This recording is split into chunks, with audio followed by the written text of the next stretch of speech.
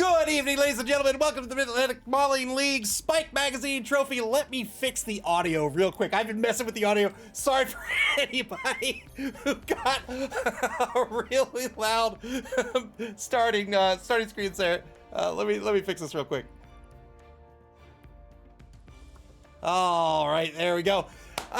Runbad, thank you very, very much for the raid. Welcome, Raiders. Welcome, everyone, here to tonight's not quite doubleheader, but we're going to have two games for you this evening. We are in week number 1 of the Spike Magazine Trophy. It's the second competition of the season, and we're going to get started with a classic. We're going to have the NC Snakes versus the Fist Noel, Moob versus Coast Modernism, Dark Elves versus Dwarves. Let's take a look at the standings before we take a look at the two teams here this evening. In Division A, currently in first place with a win in week number 1 is the World of Cheese, an Elven Union team. James Likes Snacks is the coach. They won 2-1 in their game here in week number 1. In second place is War Horsemen's Wasabazons. They're an Amazon team. And tied for third place currently is Festoon's MAML Nightmare and Tizzle Bizzle's Tizork Savage Boys, a Necro team and an Orc team respectively. In Division B, currently in first place is Ian's The Discomancers. They're a Necro team, followed by a tie for second place. Berserker Tempests, Vesuvian Lavabacks, they're Lizards, and former league champion Clyphus's Odin and Snuffle, they're a Norse team. They're currently in second place as well. I thought I fixed the audio on sound alerts, but I can't hear. Well, I don't know if the sound alert actually triggered or not. I think I fixed it. I'm not sure. But all right, in Division C, in first place is Ajax's The Fishy Fiends. They're a Chaos Renegades team. They won their game this week 4-0, and they are followed by a whole bunch of people in second place because they haven't played their games yet, including me. I'm the human team in Division C. All right, let's take a look at these two teams. We're going to start with the home team this evening, the NC Snakes, coached by Moob. They have 11 players on the roster. However, 2 are injured. They are out this week. They were injured in the last competition, the Chaos Cup. Their TV is 1,110,000 gold. They're going to have to pick up 2 journeymen. That's going to bring them up to 1,250,000 gold. They have just one of their 2 witch elves, all 4 blitzers, and a bunch of linemen, 1 apothecary, 5 dedicated fans, and 3 rerolls. They're going to be up against the Dwarves of the Fist Noel, coached by Coast Modernism. 11 players on this roster. Their TV is 995,000 gold. That's going to bring 255,000 gold in petty cash to this Dwarven team this evening. We'll talk about what they might do with that in just a minute. They have 1 Troll Slayer, 2 runner. Hey, I can hear it. I can hear it. Can't log on. Thank you very much for the follow. I appreciate it. and again, thank you, Runbad, for the raid. I appreciate it. And welcome, Raiders. I appreciate you guys hanging out with us here this evening. 2 runners on this roster, 2 blitzers, and a bunch of linemen. 1 dedicated fan, 3 rerolls. How are these two teams going to play? We'll talk about the away team first. This Dwarven team, they are a bashy team. They have block on everyone except for the 2 runners. Very high AV, and if that weren't enough, they have fixed skulls as well. They have tackle on a whole bunch of players that will very much be in effect in this matchup. The Troll Slayer is the blitzer, so to speak, does have frenzy as well. So a good piece to try to get those knockdowns and maybe even those removals. The weakness, of course, for this Dwarven team is their speed. They are pretty slow. Most of these players movement allowance of 4. So on defense against this Dwarven team, these elves are pretty much just going to try to stay in front of the doors. If they can stay in front of that Dwarven cage, maybe hold them to one space of movement a turn, the dwarves are just not fast enough to get into the end zone in time. The downside, of course, is that these dwarves, if you give them the opportunity, they will beat you to a pulp. Lots of block on the roster, right? They have decent strength as well. They will murder you. And they're only going to get better with more TV. The NC Snakes, coached by Moob. We watched Moob run this team in the Chaos Cup earlier in the season. Did a fantastic job with it. And they're back here for the Spike Magazine Trophy. This is a team that is really identified by having high agility. Being elves, they have high agility, 2+ across the board. Just one of the Witch Elves starting tonight. That's very, very unfortunate for the NC Snakes, but they will be starting with Black Mama number 2. The number 1 Witch Elf is a Blodger. The Witch Elves also have Frenzy and they have Jump Up, so it's not going to cost them 3 MA to stand up, and that means that they are faster than they look. MA 7's pretty good, and not having to spend 3 MA on the stand up is really good. Frenzy plus block means they're going to be looking to be blitzers when they can. They're going to be looking to surf players off the pitch. Otherwise, they'll be getting those 4-die blocks with Frenzy and trying to remove players that way. 4 blitzers on the roster. This is great. Whenever you have a team that can pick up 4 blitzers, that is awesome. That's just 4 more players that start with block, 2 of which are Blodgers now. 1 has the guard skill as well, number 3, Rattler. And then the 2 of the Dark Elf linemen have tackle. That's, I'm sorry, not tackle, dirty player. Random into 2 dirty players. That's fantastic. Dirty player is Mighty Blow for fouling. It's a +1 to your armor or your injury roll, whichever you need it for. So this team, you look at this team, you say, oh, they have the speed advantage. They have great agility. And being Dark Elves, their AV is not too bad. So you know what? Let's just dodge all day. We got a couple players with dodge. Let's just dodge away from the dwarves all day. Don't do that. Don't do that. Dodge if you need to, of course. Your dodges are 2+, of course, but we're talking about a D6. You will fail that. You will fail that more than you think you will fail that. We've talked about this time and again. Everybody tends to think there are three types of probability. Either it should happen, it shouldn't happen, or it's a 50-50, and that is just not true. On a D6, you will roll a 1 a number of times. So you don't want to be relying on that dodge to get away from these dwarves. Instead, you know these dwarves are going to come up, they're going to base you, they want to mark you and beat you up. But because of the way turns work in this game, because of the way the actions work, if they're moving, they're not blocking unless it's a blitz. And that means if they're going to mark you, they're giving you an opportunity to punch back. So these dwarves, of course, will take their marks. They won't, on defense, they're not going to get overly committed, because if they get overly committed, this team can just dance right around them. Instead, they're going to take some key marks and then try to enclose the Elven offense. And once they take those marks, the Elves have an opportunity to bring a player in, get that assist, and start punching dwarves back. You probably aren't going to get the removal, but if you knock down MA4 dwarf, he only has 1 effective MA for his next turn. So getting those 2-die blocks, that's going to be key for the NC Snakes. They're going to try to bide their time, keep that ball far away from the dwarves until they can open up a lane or secure some section of pitch, and then they can move that ball and not look back. The only players that can really go toe-to-toe with these these elves in terms of speed will be the 2 runners, who will, on defense at least, probably be in the secondary. 255,000 gold in petty cash going to the dwarves this evening. That's a lot of money. And for the star players here, I mean, you know, Cindy Cindy for 50K is pretty great. He could pick up where'd he go? Here he goes. He could pick up Zug for 220. If not, I think Cindy and a wizard might be in order. We'll see what Coast Modernism decides to do with this petty cash. Cindy's great for the money. For 50K, Cindy is absolutely fantastic. Mighty Zug also great as well. But Cindy and I love a wizard, right? Like, if I have a wizard on my roster, just having it is effective. I don't have to spend it. The threat of that wizard is going to force my opponent to play very, very differently. And when I'm up against, well, let's say it was reversed and the Dark Elves were going to have the wizard. That would be absolutely fantastic against dwarves, right? Dwarves will tend to get themselves out with guard because they want to get grouped up and they want to get their blocks. But man, if you have a wizard sitting there and you have a dwarven offense who wants a tight gauge, I mean, you might have 5 targets.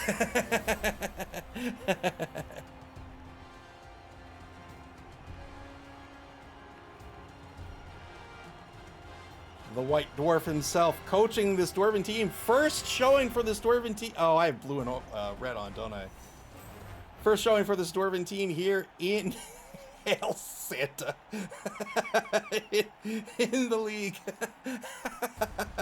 255K for the Fist Noel to spend. We'll see how they decide to spend it. Is he going to pick up Zug?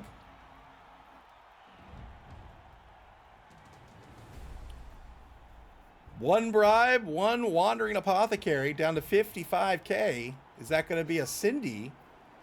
Oh, how was the last bit of that spent?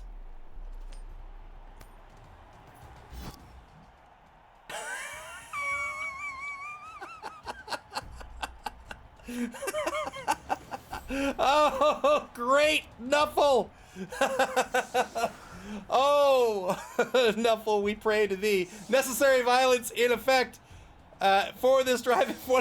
If one of your players causes an injury, he's going to get not 1, not 2, but 3 SPP. Oh, no, no, we're turning on red and blue. I didn't realize it was red v red. Erdis demanding death. Did that proc? I don't know if demand death proc. I didn't see it on the screen. I think it might be part of the Google outage. Yeah, I think the Google outage is affecting all sorts of things. BB Nut, welcome to the stream. BB Nut says, guess what? I have some new Nurgle cosmetics. Oh boy. The defense set up in a screen against these elves. 3 on the line for the dwarves. Currently 5 on the line for this elven team. Great. Wonderful. One of the blitzers back to receive. Here's the kicks. Ooh. Rolled a 2 on the D3. 5 players who are unmarked get to move here for the dwarves. BB Nut says, I want close-ups game 1. You know what? You got it. You got it. I will suffer through it. Mark on the line now by Burl, the Snowman Ivy, the number 4 blitzer on the left side. Filling in the line here, trying to not get blocked down. Shane Fairytale McCoyle, the number 5 blitzer over on the right side. Turn 1 now for the Snakes. Ball kicked to the 14-yard line in the left wide zone. Snake Pliskin back to receive. 2-die block to get things started on the left defensive end. Gets a pal out of this. I guess he's not the defensive end. I guess he's an outer linebacker. Ajax the right says, who's the home team? NC Snakes.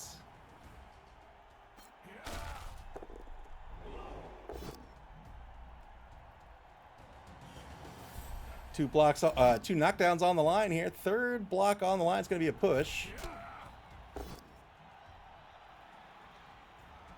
Holly Ann Divey, the number 1 Troll Slayer, is going to be pushed aside as well. Final block on the line coming up. 2-die block. Well, you might hold off on that. That's a Journeyman.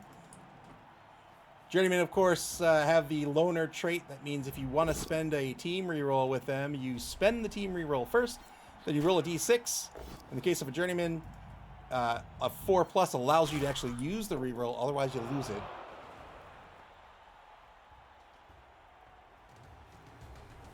Good knockdown by the Witch Elf, trying to pick off a dwarf. So this tactic here, very good tactic by Postmodernism.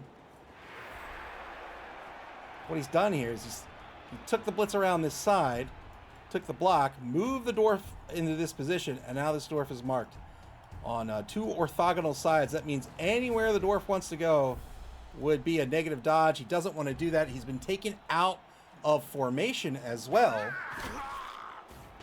And that means he's going to have a tough time actually being effective here. Tried the foul there with 1, 2, 3, 4, 5 assists. Didn't get anything other than a stun out of it. Did not get called off the pitch. Turn 1 now for the Fist Noel. Interesting. Usually there's a home team advantage, but the dwarves are getting advantages. Must have bribed the officials.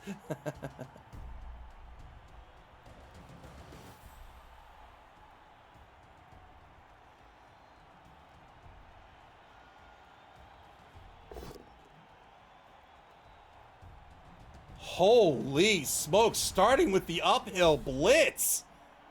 Uphill blitz is going to be skulls. That's a turnover. Turn 2 back to the Snakes.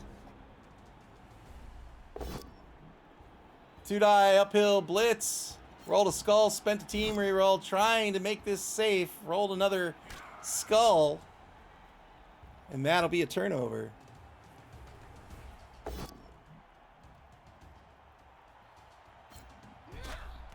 Mr. Rocker Crocker, welcome to the stream. Mr. Rocker Crocker says, did Moot misunderstand how Dauntless works? I think that was Postmodernism.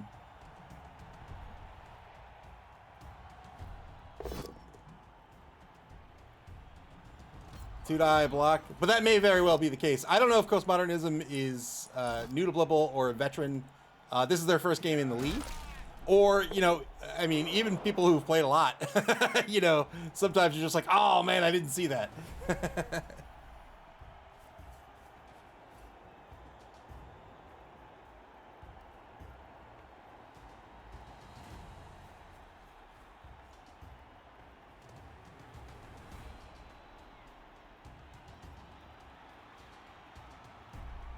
So now the NC Stakes starting to pick off the doors, right? This is pitch control, trying to say, you know what?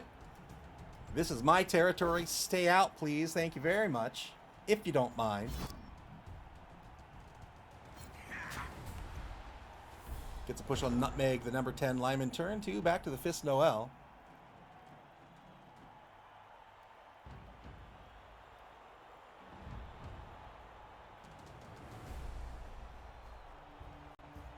You see those two runners. They have the inner green circle. They are the safeties on the defense.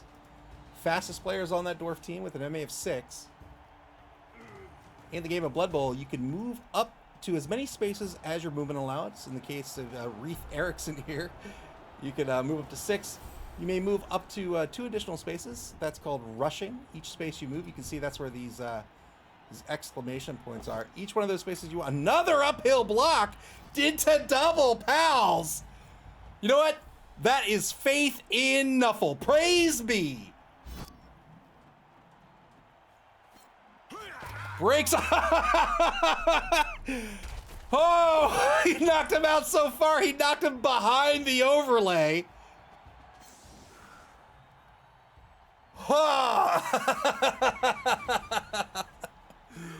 Two-die uphill, the double pals is a removal. One-man player advantage for the Dwarfs.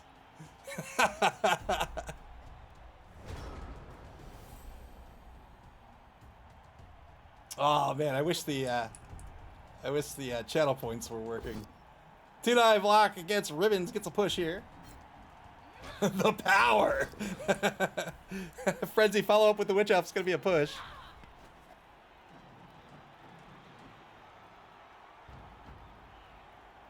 Yeah, I was playing around with it before. So, working all day today, it has just been pretty much down. It's been on and off all day, but all Google services, and I think even other services, are just down. They're just offline. So, or sporadic at least, and it's affected all sorts of services.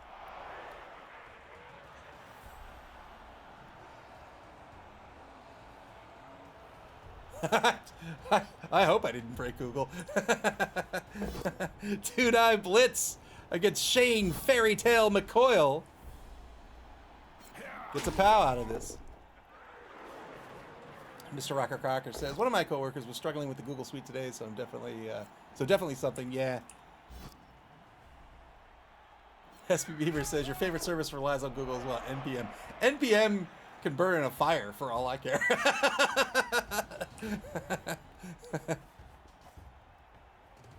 Black Wolf says, don't worry, I'm making the sound effects at home. Oh, doing the Lord's work. Turn 3 now for the Fist Noel.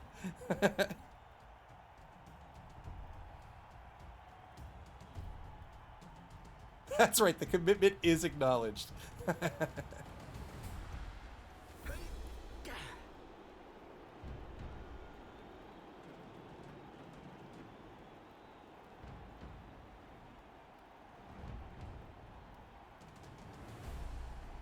Elves currently have the ball on their own 4-yard line. Turn 3 for the Fist Noel.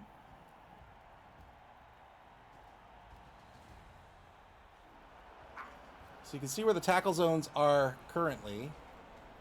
Right? You have something like this. Which means the Fist not the Fist Noel, which means the NC Stakes, if they wish, they can claim all of this territory.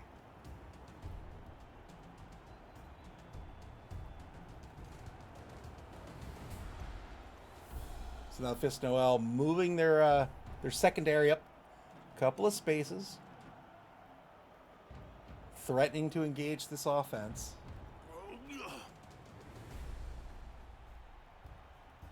45 seconds left on the clock. Another uphill block against Welma. Gets a push out of this.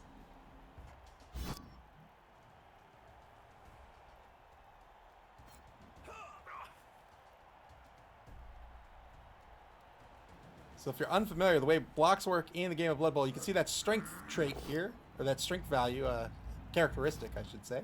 Another uphill block, and again, stays alive here. Frenzy follow-up into a skull.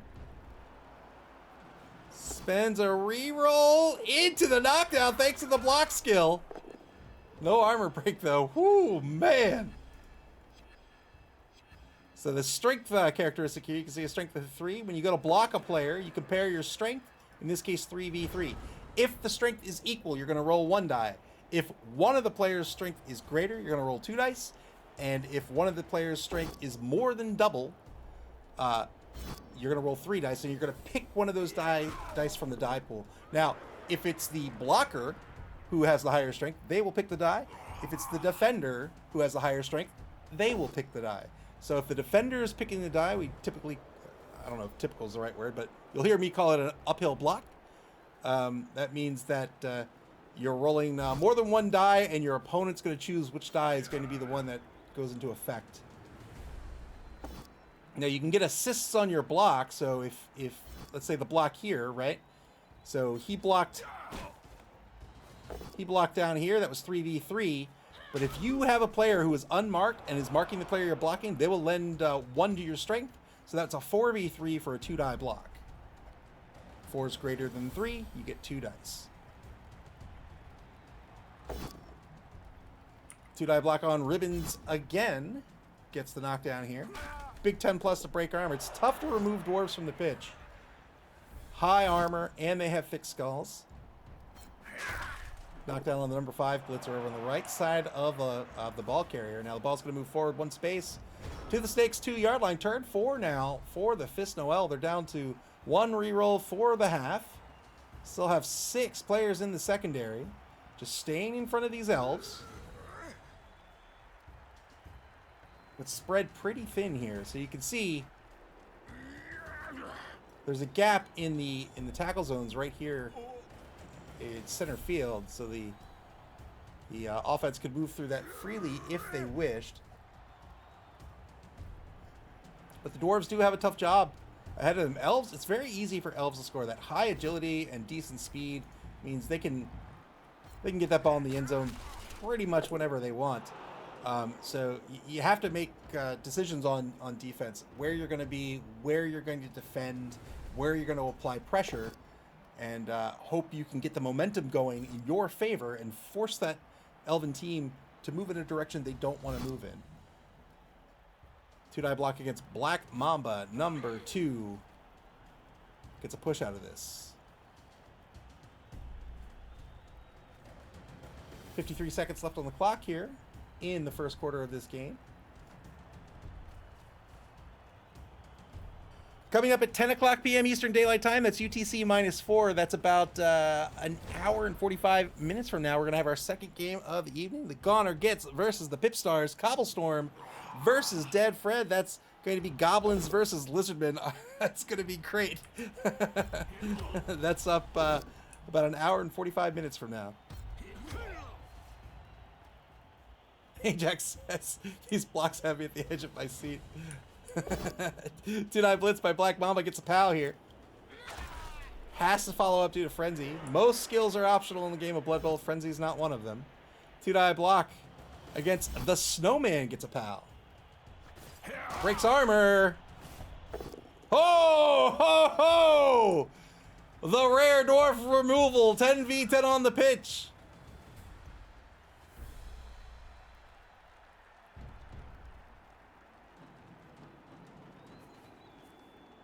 Constance, the rookie, or I should say the journeyman, moves over to the left side of the pitch, just off the left sideline on the opposing 6.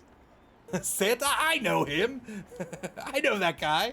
Ball moves across the line of scrimmage. Snake Plissken now escaping from his own side of the field, just as he did from New York and LA. Failed dodge is going to be a turnover. Turn 5 now for the Fist Noel.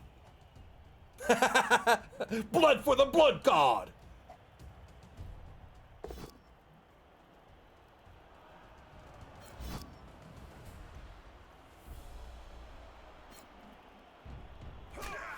I just want to point out that Automod blocked the term ball.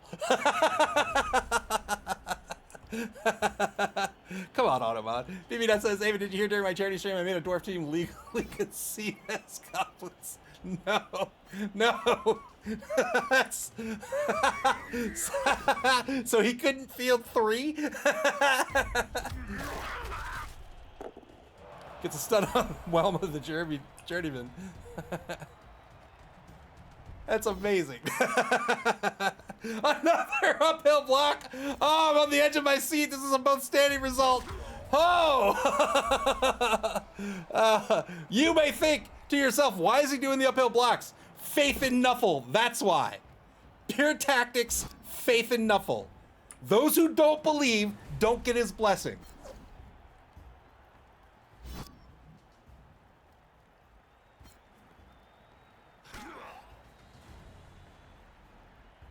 That's right.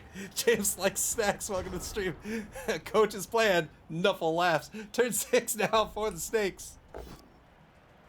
2-line block over the left wide zone. Gets a pal here against Ribbons. Cottonmouth number 2 on the block.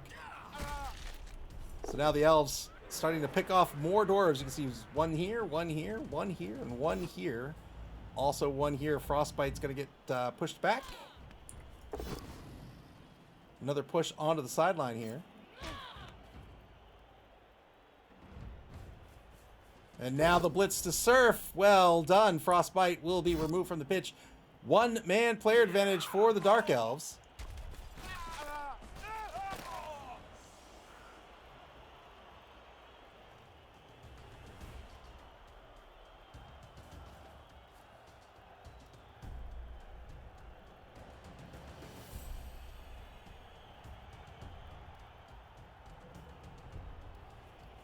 About a minute to go here in turn number 6 for the Snakes. They still have all 3 of their rerolls. Is that the sandwich ball? I hope it is. No, it's a pumpkin ball.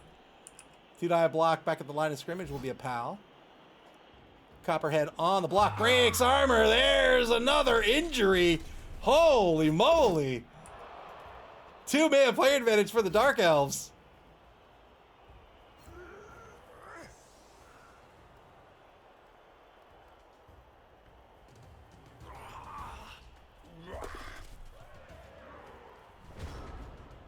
Turn 6 now for the Fist Noel. They still have 5 players ahead of the offense, but a number of them are off to the right here. You can see just how slow they are. That MAF4 can't even get them in front of the ball. They'll have to shift their defense here if they wish to remain in front of the Dark Elves. The problem is the Dark Elves are agile, so if you mark them, if they have a positive dodge, meaning they don't get a negative modifier applied, it's just a 2+. Even if you get in front of them, if you are not mindful of the gaps. So let's say you put a guy here and maybe a guy here, right? Well, I move in here for free, and then it's a 2+ to go here. I've just gotten past you. The other thing he has to be careful of is, unlike the Dark Elves, who really just need to stay in front of these slow dwarves, he has to cover here, but he also has to cover all of this as well. MA7, right? 3, 4, 5, 6, 7 is pretty speedy against these dwarves.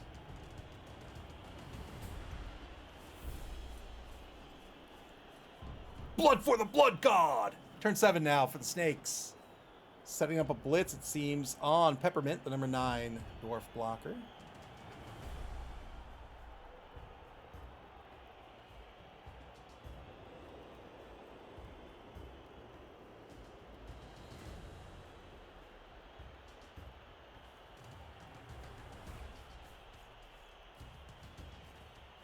Yep, there's 2 assists.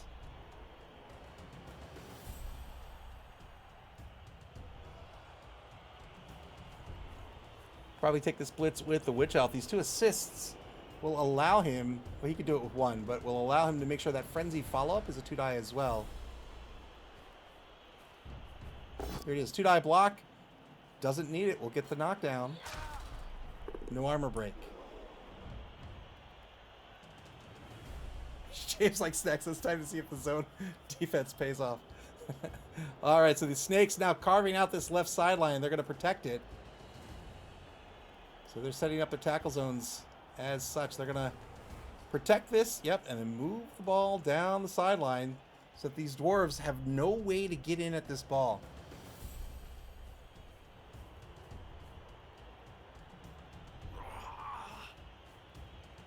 Journeyman stands up for the assist back near the line of scrimmage. Constance on the block gets a push out of this.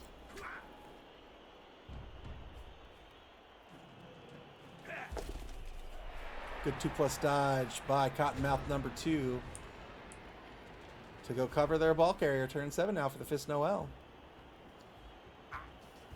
Not a lot of chance at getting at the ball here. The Fist Noel might want to think about, or might be thinking about getting player advantage here.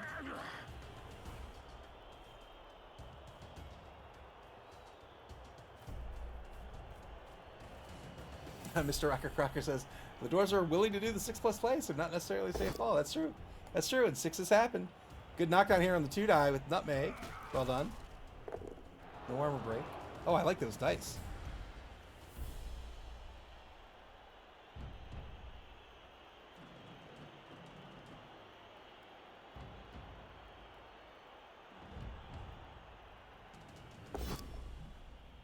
Takes the 1-die block against Coral Reef, gets the knockdown. Gets the armor break. That's another removal. That's another removal. I think we're down to a 1-man player advantage for the Dark Elves. That's a permanent removal as well, unless the Apothecary is spent. So they will not be returning to the pitch.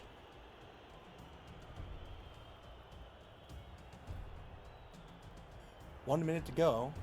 Ajax, it's coach stats, and it's got to be your full Blood Bowl name, Blood Bowl 3 name, which is Ajax actually. So it's coach stats and ignore everything else.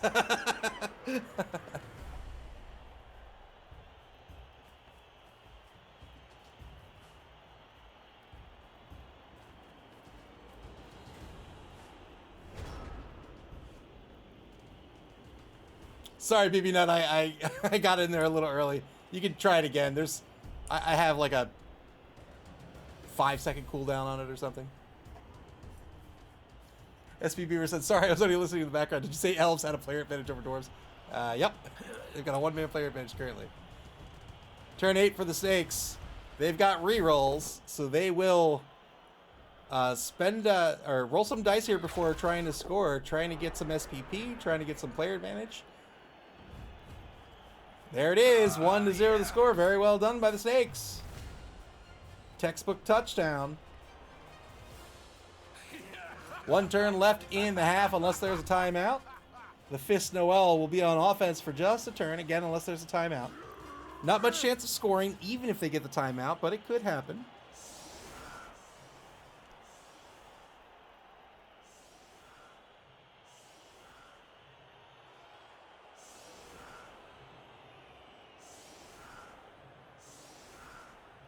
Snakes to set up near the end zone just to keep some players safe. They'll have to put 3 on the line.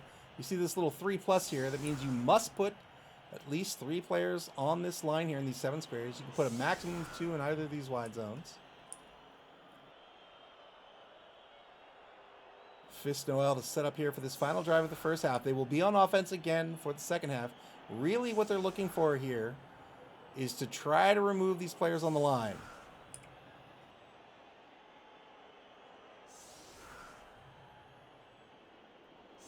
So it's 11v10, is that right? 11v9.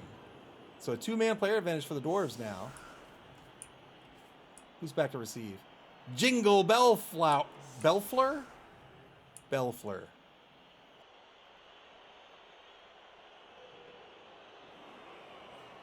Here's the kick. It's a high kick. He'll get somebody on the ball here. He'll get somebody out of the ball and then might just try. He'll take the blocks on the line, might pull back Fairy Tale, and then try to pass this ball for a point of SPP. Ooh, he's going to move first. Didn't declare the pass, so he's not going to get the SPP on the pass.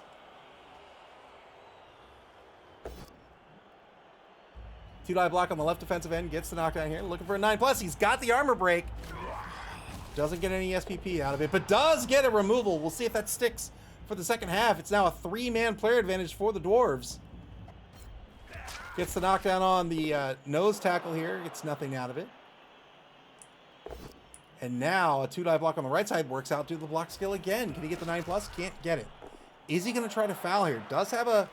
Oh, he just straight up, yes. The answer is yes. Ha! Got the removal as well. Did not get called off the pitch. That's 4 off. We'll see if those 2 KOs stick. Is he going to foul? Immediately.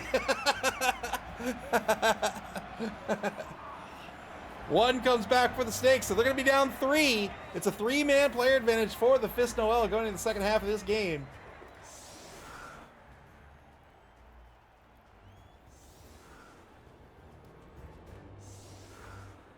Hey, Jackson, let's go Dwarves! I can't believe I just said that.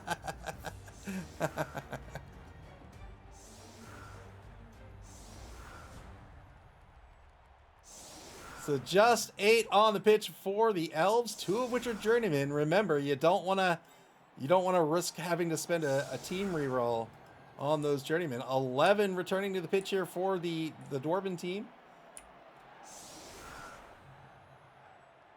Has to be against channel rules to root for the Dwarves. I think there's actually a sound alert for Dwarves, isn't there? I can't remember. Sound alerts was another thing that wasn't working when I was testing earlier today.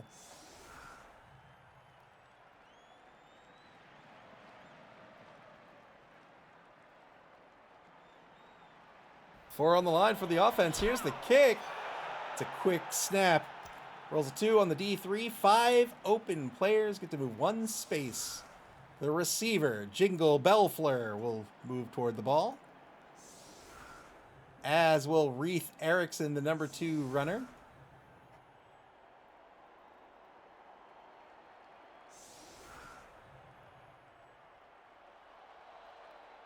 I have not played as Corn yet. Not in BB3, no.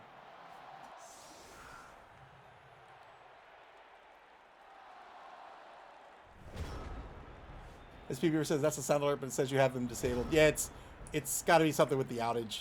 I do not have them disabled. When I was testing it, it told me my source wasn't online, and it very much was. Starts the turn there with the ball pickup. So if you're new to Blood Bowl, there's a tactical concept known as action order, right? So if you think about what's happening on your turn, you're activating up to 11 pieces. And generally speaking, with few exceptions, if you fail a die roll, your turn is over. And that's called, of course, a turnover. So it stands to reason, if you want to get the most action economy on your turn, you want to activate everyone. And your greatest odds of activating everyone is to do the things with least risk first and do the things with more risk last. So if I start my turn moving and not rolling dice, that's 100% chance of success. That's guaranteed to work, and then I can activate another player. If instead I start my turn by rolling some dice, that has a chance of failure. And if I fail that die roll, I don't get to activate anyone else.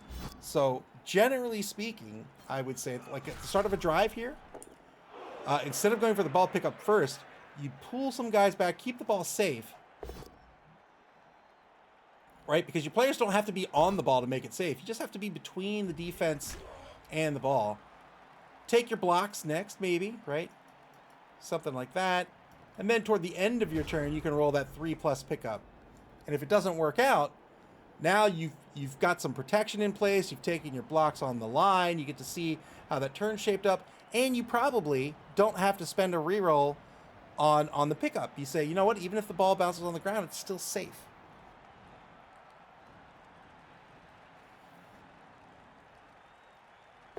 Mr. Rocket Crocker says Russians have a 900% chance of failure. That is true. That is true. That's just math. That's just math. I played Corn in BB1 and had a lot of fun. I don't know how they're different. I haven't even looked at them like rules wise. I don't know how they're different from old Corn.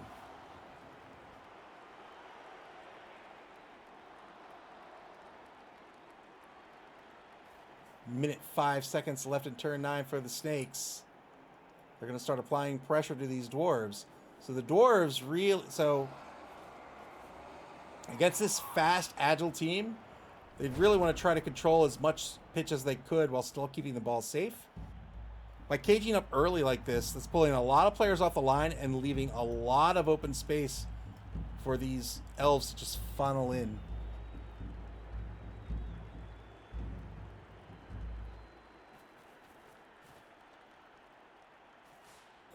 Screw your math. Pachoo, pachoo.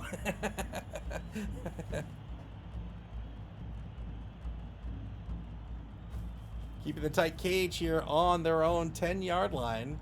This means they're going to have to fight to move forward every turn. But maybe that's what Postmodernism wants to have these marks, wants to start beating up on some elves. 2-die blitz by Tinsel gets a push. Math is for nerds. Failed 50-50 dodge here. Spends a team reroll. Ha! So with that team reroll, that was a 75% chance of success. That's pulling another player back here. This is giving up more of the pitch. And that's going to allow these elves, even though they have a player disadvantage, it's going to allow them to be more effective. Because they just have less pitch that they need to defend against. Turn 10 now for the Snakes.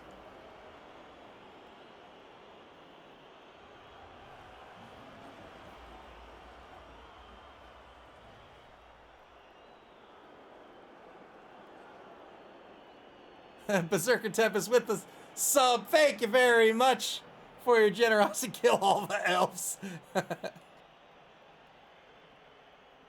Oh, Lord. Ah, yes, indeed.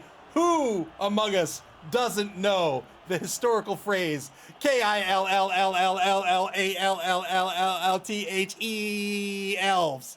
Ah, what a noble sentiment. Thank you very much, Berserker Tempest. Welcome to the stream, Ninja Glappy. Get out of here.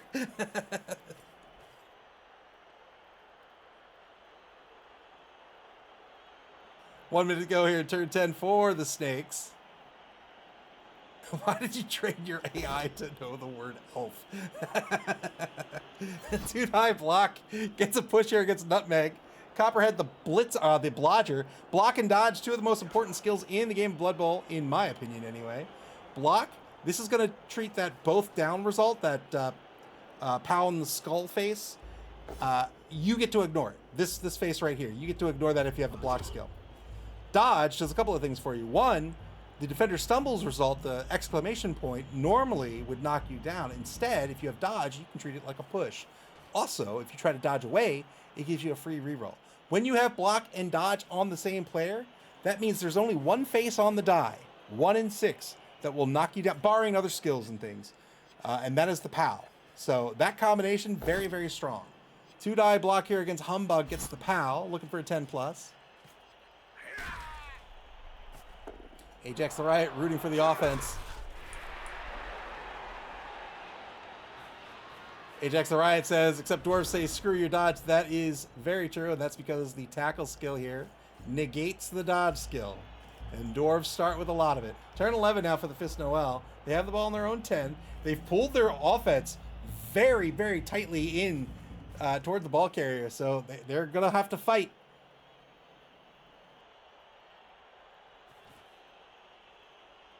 And fighting they are.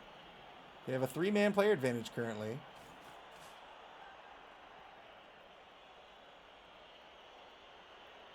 It's a little annoying. I will say it's a little annoying that I figured out the audio issues whenever I update my audio drivers. It's because, and I knew this before, I don't know why I always forget, but when I do that, my streaming software, so the audio device re-enumerates, and my streaming software sees it as a new device.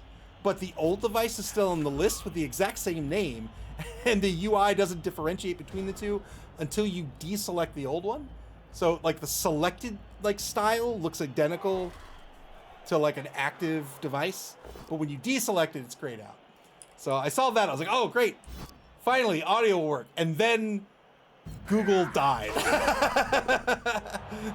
Another armor break on a dwarf here, got a stun out of it.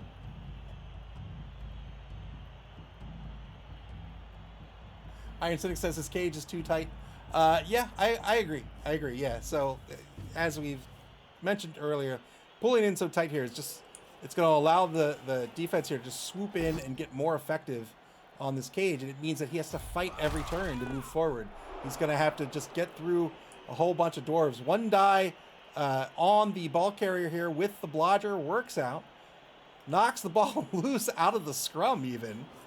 And now 3+ pickup to the mark, 2+ dodge, no problem. Cottonmouth number 2 rushes away to safety, now on the opposing 18, 16, 14-yard line.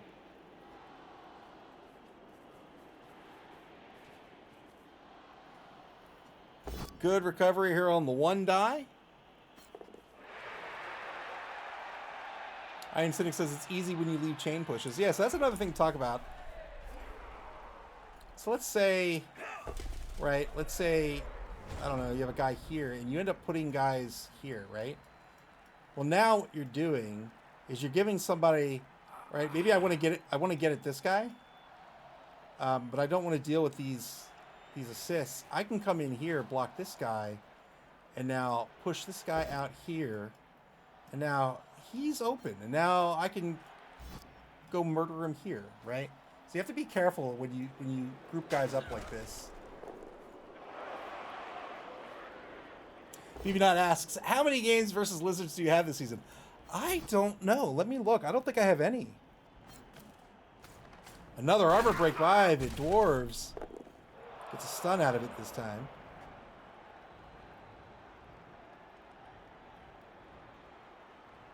Prepare for death.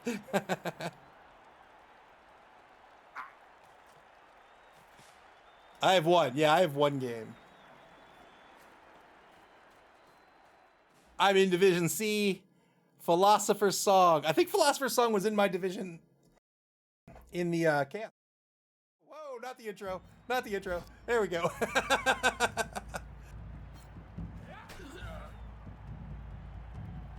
One die blitz on the ball carrier gets a push out of this.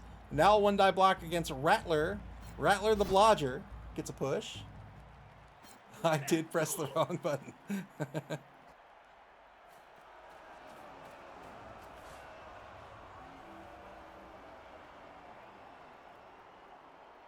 Yeah, it's a relief. I don't even think I voted. Actually, I did. I think I did. I think this is the division I voted for. I can't remember. Yeah, in the Gas Cup, there was a lot of Lizards. Turn 12 now for the Snakes. Final turn of the third quarter coming up here. The Snakes are in the lead 1-0. They have 2 rerolls remaining for the game. They're in possession of the ball. A 2+ dodge would increase their lead 2-0 currently. They'll probably block number 2 away instead. Yeah, there's the 2-die block against Reef Erickson. Breaks armor. Wow, what a camera angle. Gets a stun out of that. Good stun. We'll see if he decides to stall with this ball or he just wants to get the ball in the end zone and give it another go. That's what it'll do. 2-0 the score. Well done. The Snakes increase their lead in this ball game.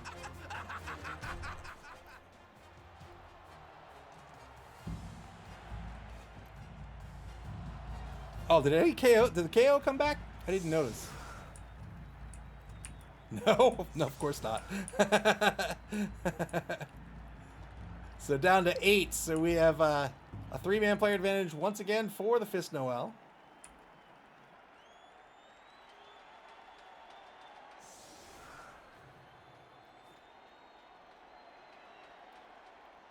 I think Ajax has has renegades, right?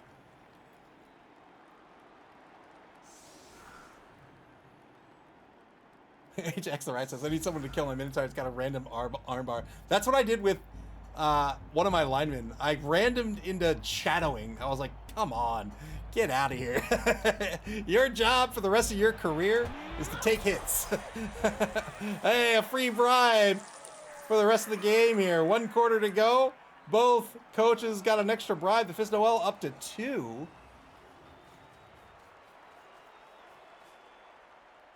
So bribes can make fouls safe, right? When you foul someone, if any of your, well, not any, but if any of your 2d6s are, well, let me rephrase it. If your armor or your injury roll, if you roll doubles on either of those, you get called off the pitch. You get ejected on a foul, but you can bribe the ref. So you pay them some money, and so long as he accepts your bribe, then he'll turn the other cheek. So that's one of the advantages of bribes. Another advantage of a bribe is secret weapons. Secret weapons are also effectively fouling. They are players that have some sort of illegal device on the pitch. And what that means mechanically is that you get 1 drive with them. After that drive, the ref's going to call them off the pitch, but you can spend your bribe to keep them on the pitch.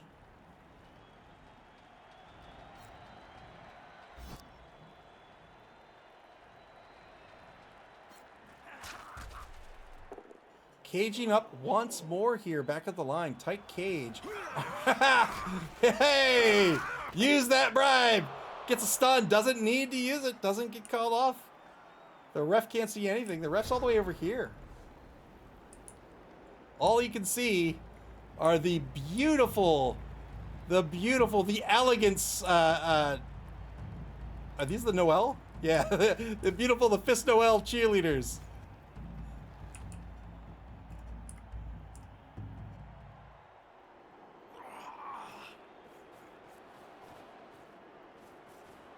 T9 Blitz over the right side. Gets a pal here against the Snowman. Looking for a 10 plus to break armor. Doesn't get it. And then repositions with the Blitzer. When you blitz, there's a number of once per game actions you get in the game of Blood Bowl. They're on this line down here. Save for this first one here. This is your normal activation, which is either moving or blocking. But you get these 4 here. These are once per turn actions you get. The first one here is a Blitz. A Blitz is a move and a block all in the same turn. Normally you can only move or block. A Blitz lets you do both. The caveat is that your block counts as a point of movement. So if, let's say, Wreath here wants to blitz somebody who is 6 spaces away, he could move the full 6 with his MA, but that block would be a 7th point of movement, so that would be a rush. He'd have to roll a d6 for that. The next one here is fouling. You can foul once per turn. We've seen that already. Fouling is when a player is prone, you can foul him. You roll a d6 to break their armor. It's just that, or 2d6, I should say. But you can get assists on your foul just like you can get assists for a block. And each assist you get treats their effective armor value as 1 less. But again, you can get called off if you roll doubles. Passing is a once per turn activation. And handing off is a once per turn activation. So you can combine a pass and a handoff to move really far down the pitch. You could also use... is it Fumble Rooski? There's a skill, I think it's Fumble Rooski, where you can move and you can just drop the ball on the ground while moving. And you can combine that with those two to move very, very far. Yeah, Fumble Rooski. Turn 14 now for the Snakes. They're on defense. They're in the lead 2-0 with 3 turns remaining. Secretar's Loop says, you need to visit your ophthalmologist. I had to Google spelling. Never used ophthalmologist in a sentence. Welcome to the stream, Secretar's Loop. D9 block on the left corner, front left corner of the cage here. Yeah, so another chain block here with you fill in these squares that we talked about earlier. So this results in a chain push. When you block a player, so let's say I want to block this guy, I'm this guy, I block him. If you push them back into a space behind them. So it's probably easier if I do this orthogonally first. So let's say I do this and I block him down. I can push him here, one of the 3 spaces behind him, right? But if all 3 of those are filled, so if any of them are filled, I have to choose an open space. But if all 3 are filled, I can choose any of those spaces, and whoever was in that space, they get pushed back, right? And that's a chain block.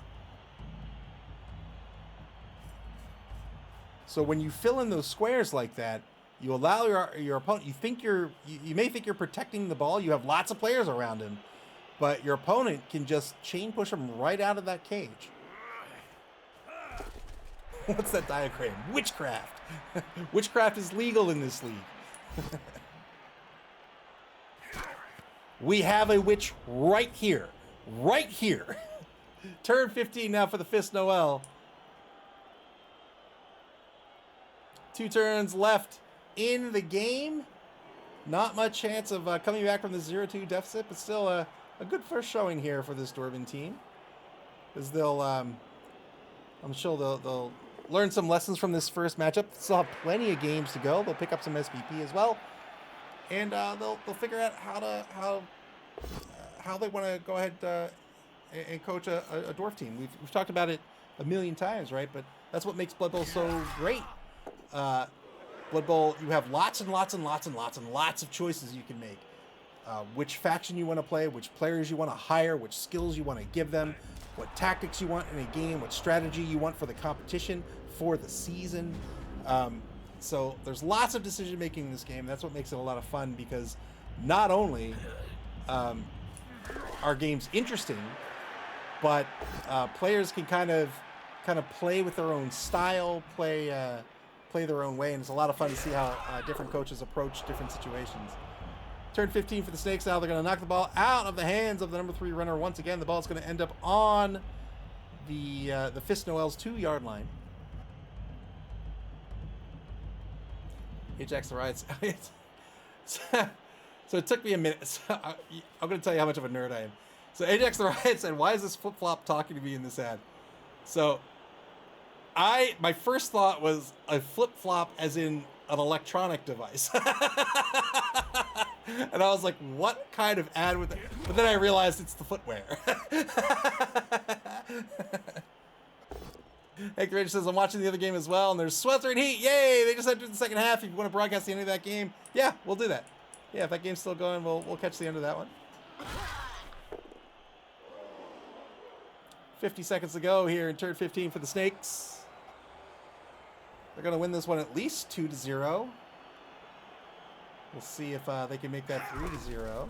Oh, they're going to threaten the score here with Cottonmouth. Oh, man, I did it again.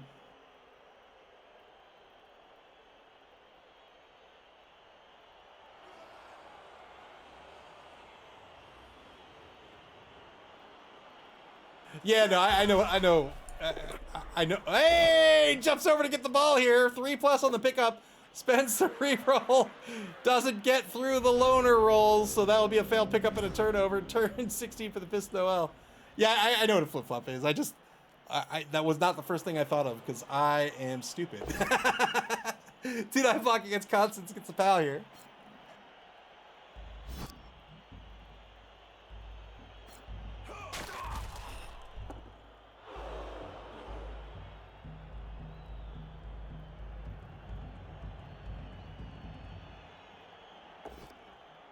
Uphill block. Hey, I missed these.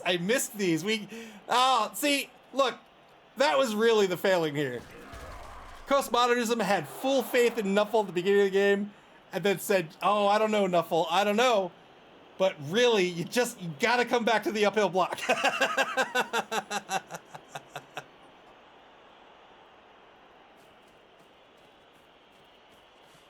Have faith in Nuffle, and he might provide. Maybe. 50-50 pickup. Works out with sure hands. Reith Erickson, the ball carrier currently, won't be able to get into the end zone. Tries to dodge away. Can't get out. Stuns himself. Final turn of this game coming up. The NC Snakes. Can they get on the board once more and make this a 3-0 ball game? Every touchdown you score is worth 3 SPP. SPP are star player points. Those are the experience points in the game of Blood Bowl. Once you gain a certain amount of SPP, you can level up that player and have them learn a skill.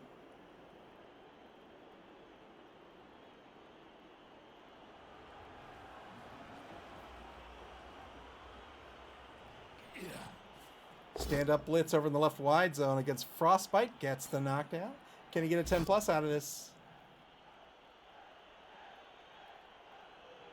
He does. Hey, 2 SPP. If you cause a casualty, like he did right there, you get 2 SPP. Well done by Moob. 2+ dodge. Going to spend the reroll here with the loner. Failed the loner roll. And that'll be the end of the game. 2-0, the final. Very well played. Well done to both coaches. That was a lot of fun.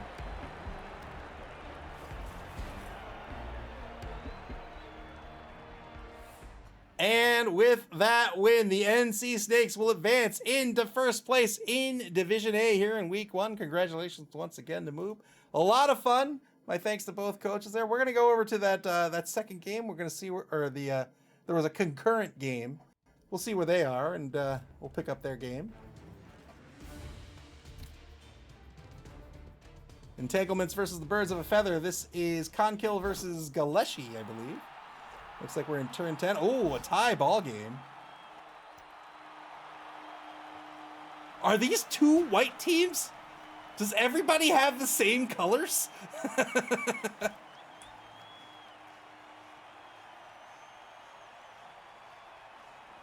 All right, the Birds of a Feather. This is an Elven Union team. Conkill's in, or do I have that backwards? Let's see.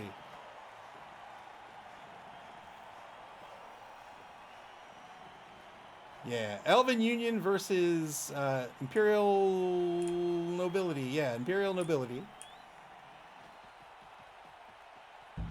Ajax the right says, my team is the color of the sea.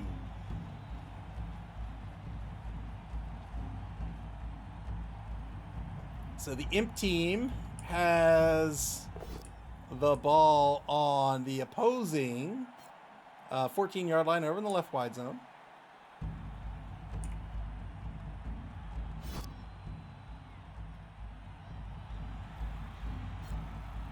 So an Imperial Nobility team, this is a control team. This is a team that has a lot of control skills. You'll see like a skill here, Fend, right? So Fend says, we just talked about pushing on a block. Fend says, actually, if I use the Fend skill, you are not allowed to follow up if you push me. So that's a great way to control the pitch. They've got some other skills here as well. I'm trying to find, there we go. Noble Blitzer here. So the Noble Blitzer has Sidestep. That's a great skill as well, right? Sidestep says when you get pushed back, actually, it doesn't have to be backwards. It can be any open adjacent space. And you, as the person getting pushed back, you get to decide where that is. So this is a team that's has skills that really allow them to eat up chunks of the pitch, control chunks of the pitch. And then these Imperial Blitzers, or these Noble Blitzers here, kind of the stars of the show, in my opinion. They have they're good catchers, right? Their passing is average. They have block. They have jump up, which we saw on the Witch Elves earlier. Well, I'm sorry. They have these 2 skills. This one has jump up and dodge. But these are MA7. Strength of 3 is fine. Edge 3 is fine. AV 9 is fine. You have catch. You have block. Pair that with your passer. You've got a decent little. I said decent little as if it's like. This is like a kindergartner. But you've got a decent team, right? They can be difficult to coach. Just because I think pitch control is really not intuitive. Yeah, so the bodyguards have stand firm and wrestle. Stand firm says if you get pushed, well done. I was gonna say I don't know what the score is. Of course I know what the score is.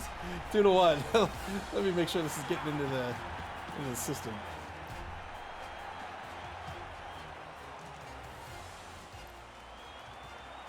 2-1, the Entanglements take the lead in the ball game. The Birds of the Feather will be on offense to start. They have plenty to start this next drive. Plenty of time. Whoa! I didn't realize who was all on the sidelines. Holy moly! Huh.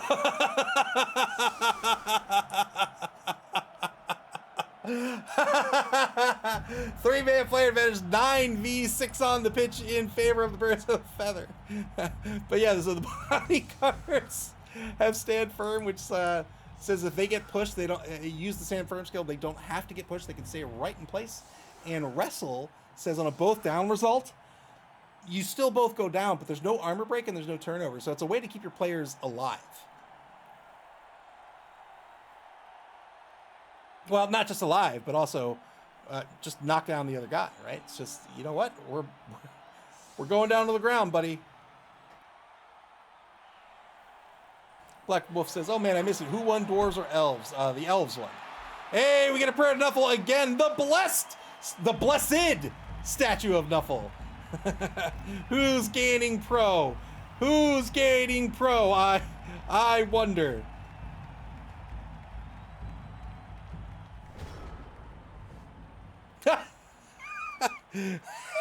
Town Square not on the lines gaining pro. All right. Turn 11 now for the Birds of a Feather. Sweet Bunny, welcome to the stream. Nice to see you. I'm fine. I hope everyone else is as well. Black Wolf says, well, great for mob, for moob, but boo elves.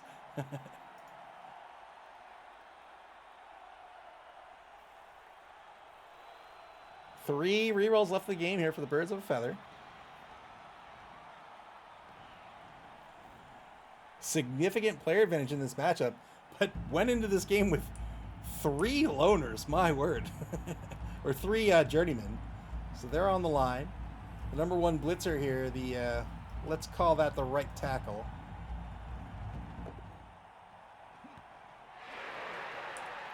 Gonna start with the pickup to the handoff. Good handoff to Albatross, the number 3 catcher. MA8 on these catchers. Not only that, but as a human coach, I'm used to my catchers having a strength of 2. Not so for the pro elves. They've got a strength 3 catcher.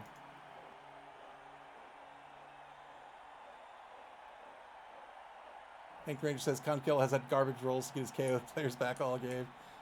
Yeah, sometimes it happens. All right, blitzing down that right side. Imperial lineman gets the PAL here on Roger Overland. 8+ breaks armor. This is something about Imperial lineman that's you got to be wary of. AV8's a little frail, a little brittle. So you can see with that handoff, he's going to try to control the right sideline here, or the right wide zone here, positioning his players to keep out the opposition.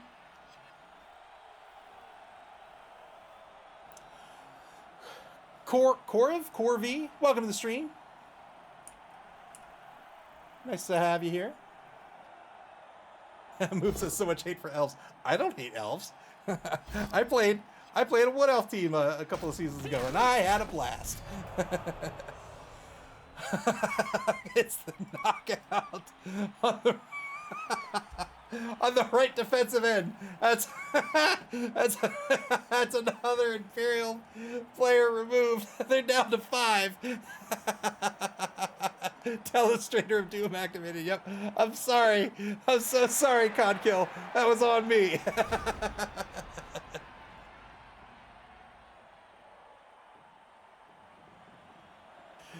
Corv, let me know if I'm mispronouncing that. Can I ask quick, how's the state of the game? I've seen a lot of diverse opinions, mostly negative. I would say the state of the game is great. So there's a couple of things to keep in mind. When the game released a year or 2, I think 2 years ago, not in great shape. Absolutely not in great shape. But now it's in pretty good shape. I would say this is the definitive way. Oh, good removal here. I would say this is it's in good shape. The problem is whenever there's a new major patch. Don't forget to take out the trash. Thank you, Alexa. I won't forget to take out the trash cans. Thank you. So you were there on release and then stopped playing. Yeah, so I understand that. Whenever there's a major patch, there tends to be regressions. So I will say that. There was just a major release with Corn, and there have been some regressions. So, right. Good blitz here by Conkill to remove the ball, or to knock down the ball carrier here. Ball ends up on the ground on the opposing 14-yard line.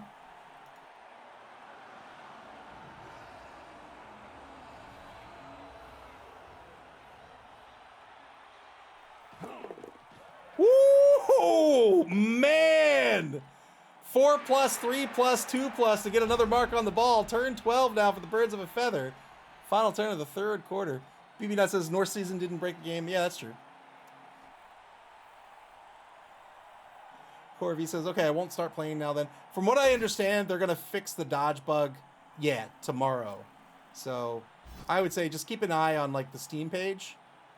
And if that dodge bug gets fixed, I think it's great. My goodness. All these removals. This is the problem with AV8, right? Oh, well, there's a lot of AV9 in here. Oh, 4 players left on the pitch for Con Kill. They're in the lead right now. Can they somehow pull a victory out of their hat, out of their helmet, out of their regal, glorious helmets?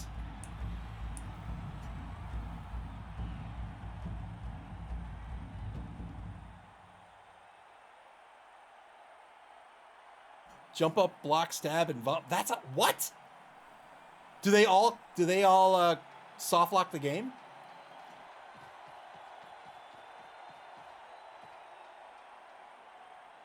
Out of their phalanx.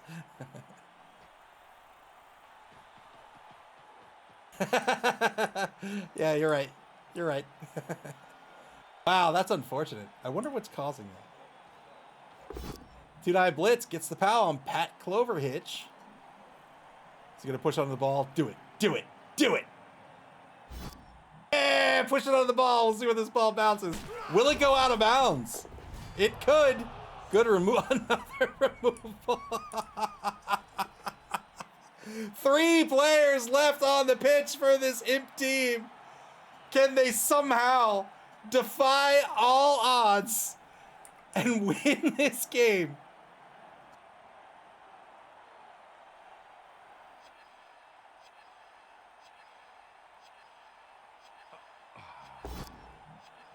Failed 3+ dodge off the sideline. He's going to spend a team reroll. Good dodge. Failed the pickup. Spends another team reroll. And gets the ball off the sideline. One rush. Why not? To get out of that right wide zone. Albatross recovers.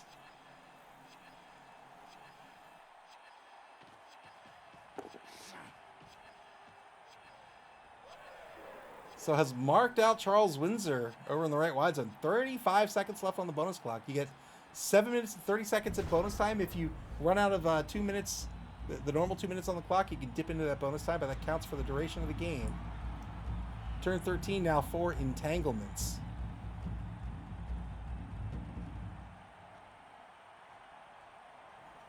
Yeah, that's unfortunate, but hopefully it's fixed tomorrow. Hopefully it's fixed tomorrow. Just 3 players on the pitch for entanglements. Oh, rush, rush. Yeah, there's a mark. 2 rushes to tag Albatross. But of course, being a catcher, being an Elven catcher, I should say, has that edge of 2+. Currently a 2+ dodge away. Charles Windsor could try to get in front of Albatross. And I think that's what he's going to do. Yep. 2 dodges to the 2-die blitz. Gets a push, but will re-roll this into the knockdown. Let's go. Oh, he broke armor. Oh, excellent armor break here for Khan kills entanglements and a rush to mark the ball. That catcher will be out for a turn. He does have the illegal shoes still. Condor, Phoenix the Condor, who's risen from the ashes, retained his illegal shoes. Turn 13 for Birds of a Feather.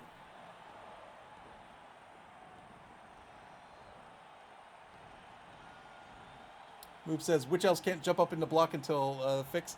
That's terrifying. Like, that's something you want to do. Well, at least we know how to resume the game, but still. All right, a blitz on Charles Windsor. Got the pal. The back and forth continues. Has to push onto the ball here. That's the only space available. A 9+ will break armor. No armor break here. Spends the reroll to try to catch the ball, but fails the pickup. Oh, the ball's going to bounce one space behind the son of a Harpy Eagle. Good 2+ pickup to score. There it is. The birds of a feather get into the end zone and tie this ball game 2-2.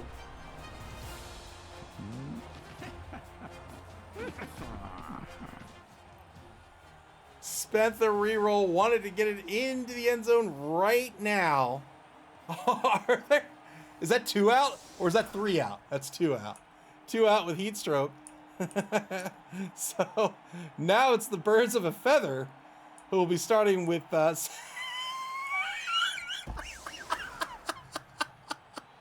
He's got just enough to keep going.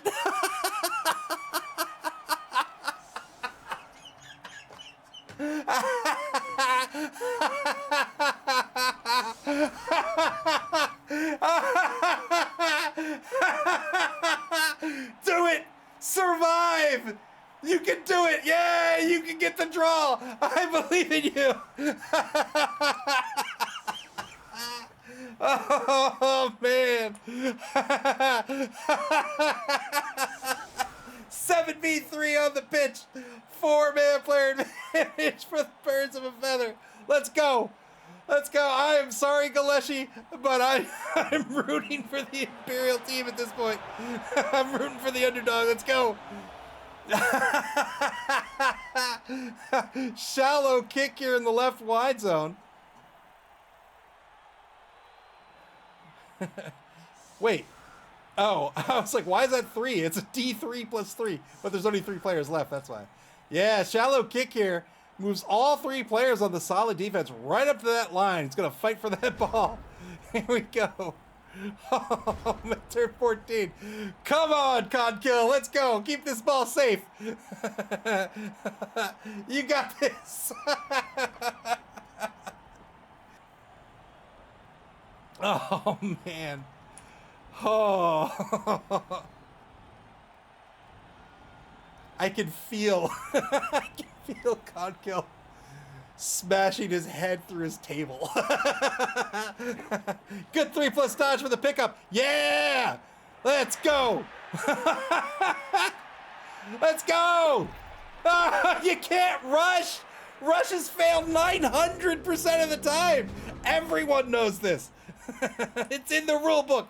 Page 24. Turn 14 for the birds of a feather. Moop graciously lower the rush failure rate. Sad that we can't get the redemption. It's one of my favorites. That's right, Moop's a little late on the draw there. Failed pickup, that's a turnover. Let's go. Turn 15. And entanglements pull the straw off. No rerolls left for either team.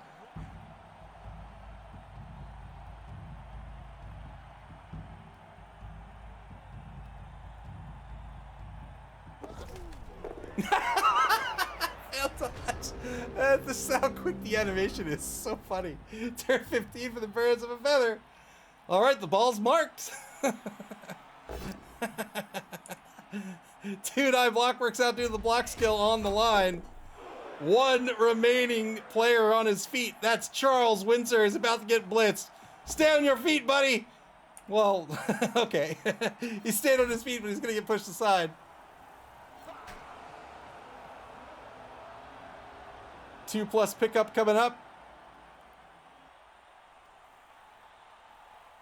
Nobody has sure hands, so no rerolls on this ball pickup.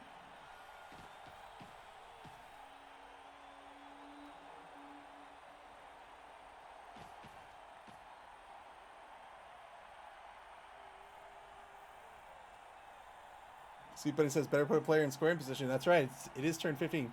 He's a little out of range right. Well, not really out of range. You can get there in a rush, but probably doesn't want to rush. So probably move the catcher forward here. It's going to mark a number of players. It'll be... oh, he's going to pick it up. Oh!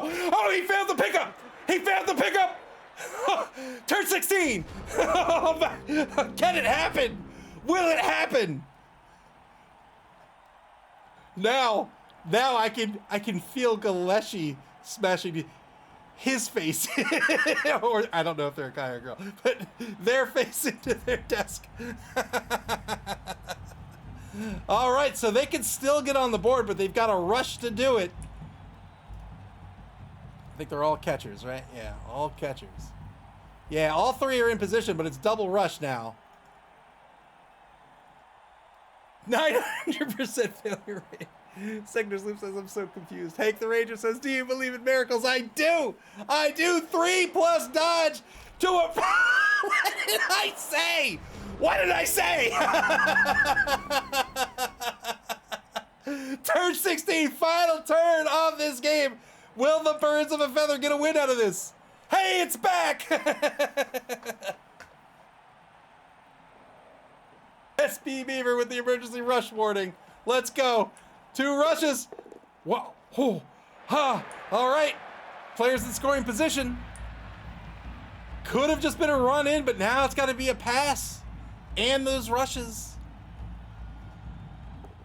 2+ pickup works out this time. 2 rushes for the hand. Oh, he did the rushes for the handoff. There it is. Well done. Very, very well done. 3-2 will be the final in this game. Oh my God. What an end to that game. That was amazing. Whew, that's right. Blood Bowl, baby.